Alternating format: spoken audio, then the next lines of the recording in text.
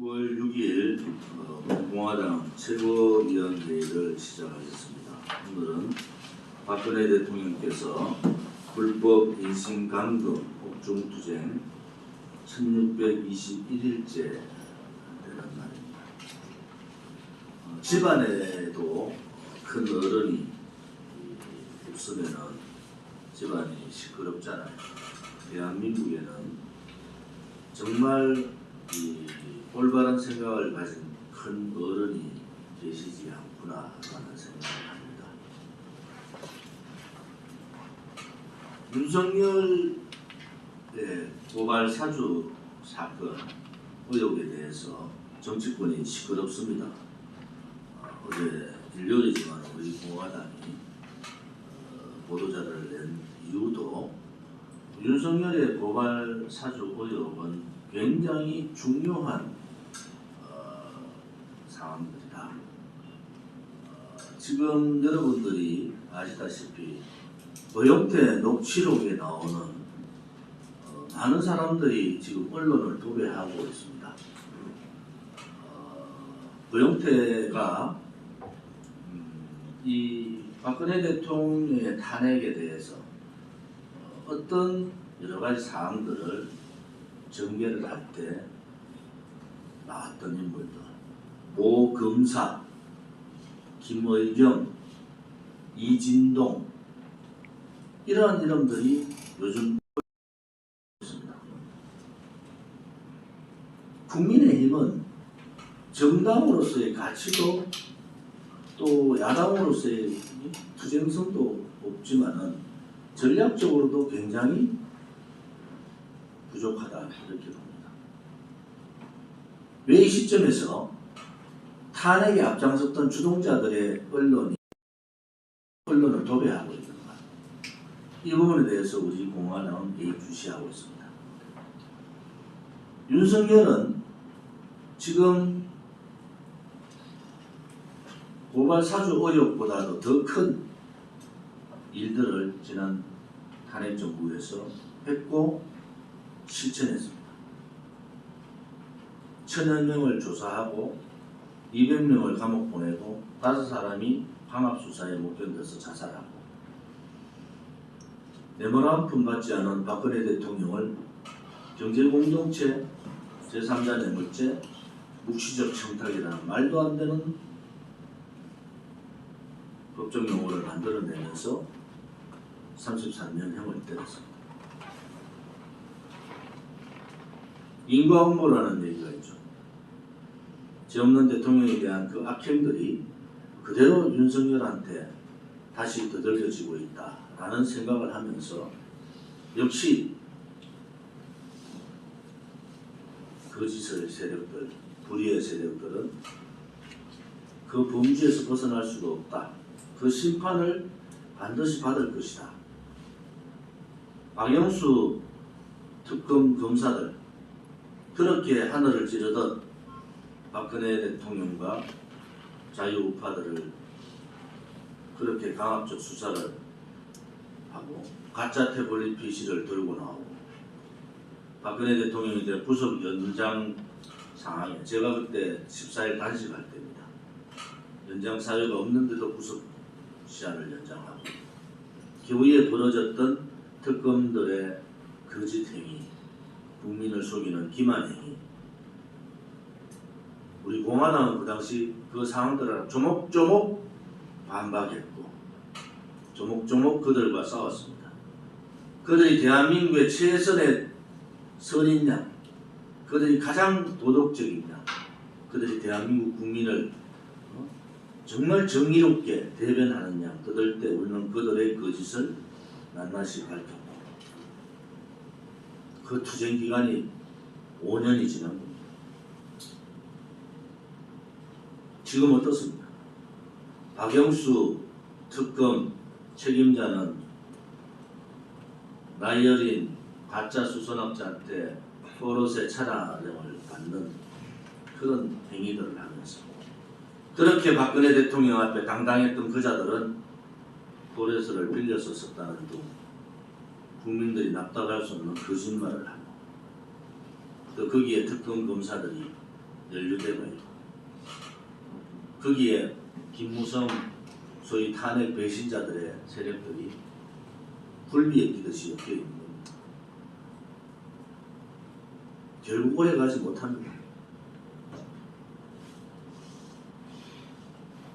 이번 윤석열 고발 사주 의혹 사건을 보면서 윤석열도 제대로 정신 차리기를 바랍니다.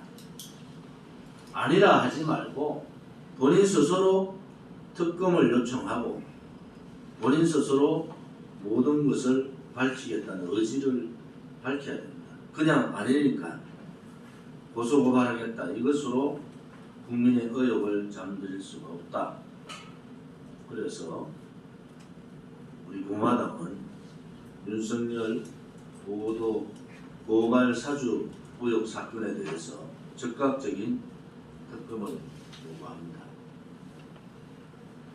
윤석열 고발 사주 의혹을 분명히 제대로 밝혀야 됩니다.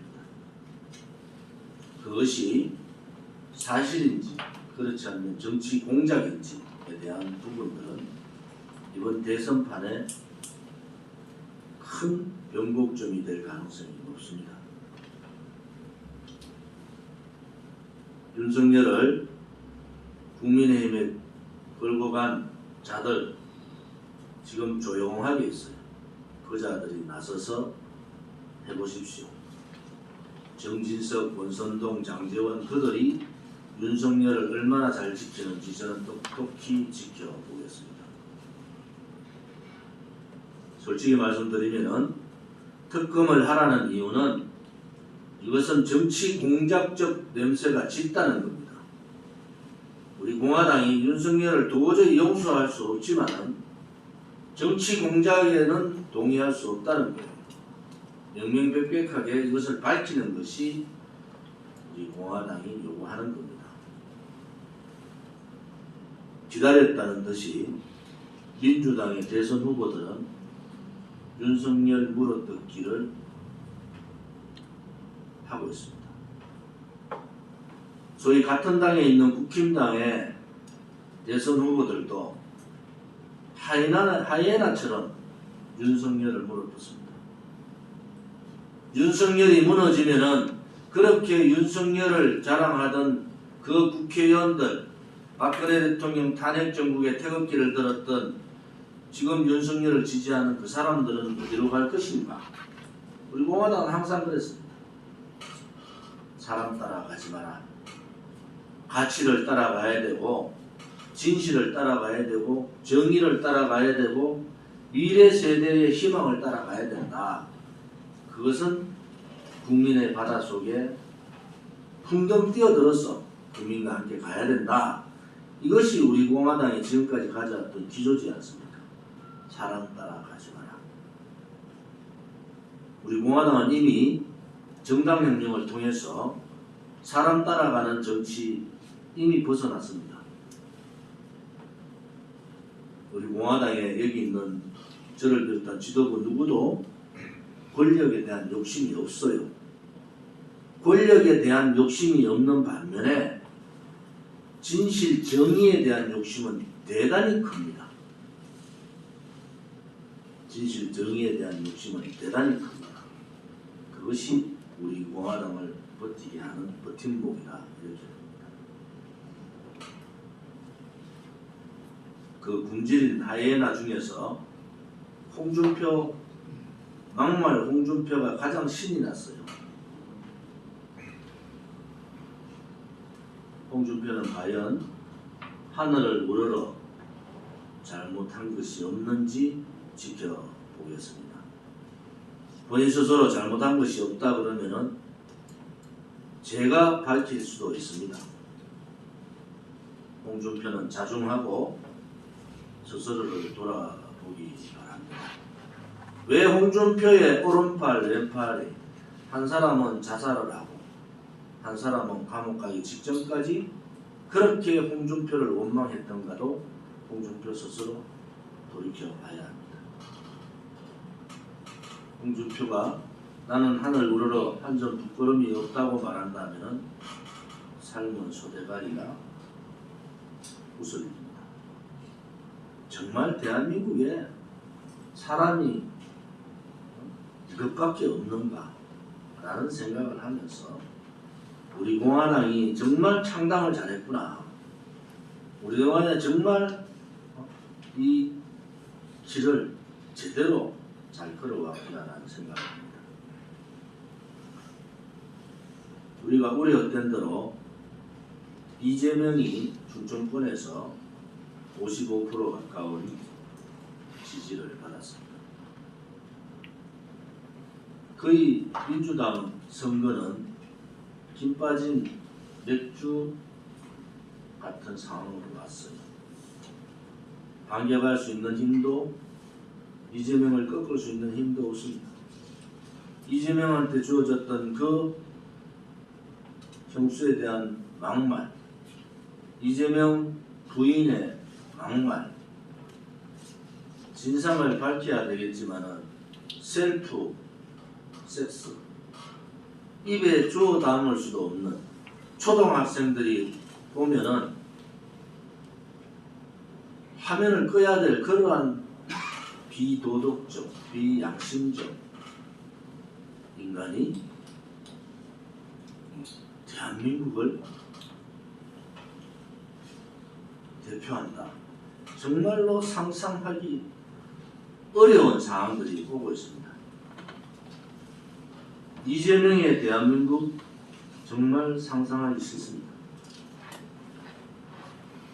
또한 이재명의 근본적인 더 큰 문제는 대한민국 자유민주주의 체제에 대한 정체성이 없다는 거예요. 정체성에 대한 확신이 없다는 거예요.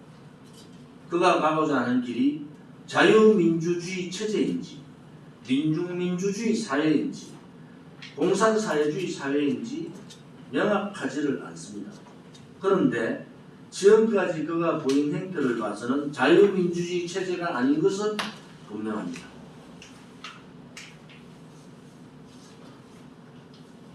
미군이 광복 이후에 한반도에 와서 점령군이라는 표현을 쓴 것은 맞아요. 그렇다고 지금 미군을 보고 점령군이었다는 표현을 하는 사람은 이재명 같은 소위 생각이 빨간 사람들만 하고 있습니다.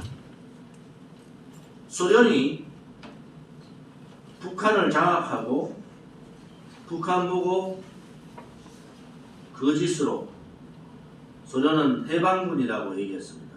대한민국 국민 중에서 소련을 해방군이라고 생각하는 사람이 누가 있습니까?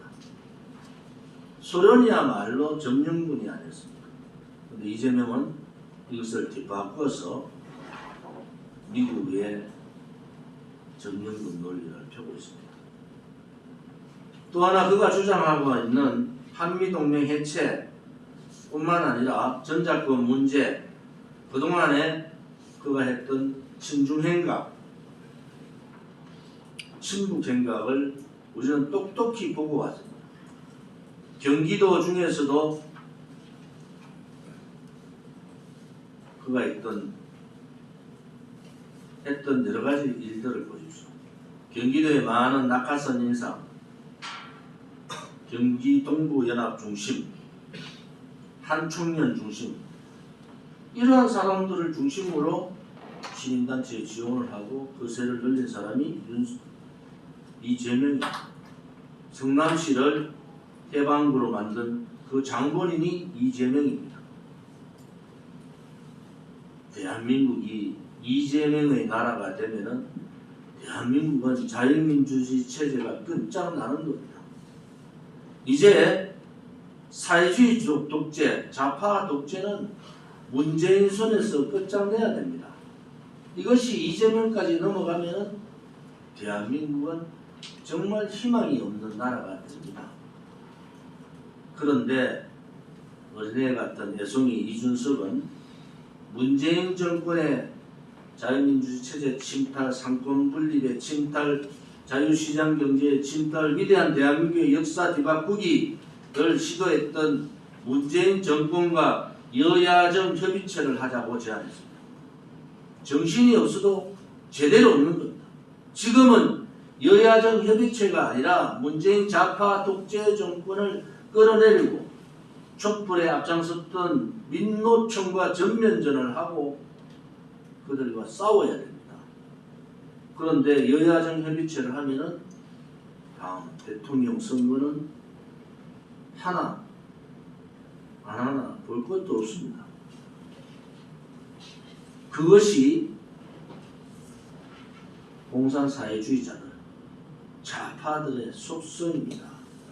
그 속성을 똑같이 따라하고 있는 이준석을 보면서 또 국힘당의 대선 후보들이 오늘도 사람이 죽어나가고 자영업자들이 무너지고 중산층이 몰락 단계에 들어가고 예산은 604조란 슈퍼 예산을 쓰고 국가 부채는 1100조를 넘어서 공공기관 포함해서 1600조가 가고 미래 세대는 직원부사하고 결혼도 직장도 미래도 잃어버린 세대가 되고 이 암흑의 시대에 이 암흑의 시대를 만든 문재인 정권과 여야정 협의체를 한다? 이것은 있을 수 없는 일입니다. 야당이기를 포기한 야당은 야당이 아닌 겁니다.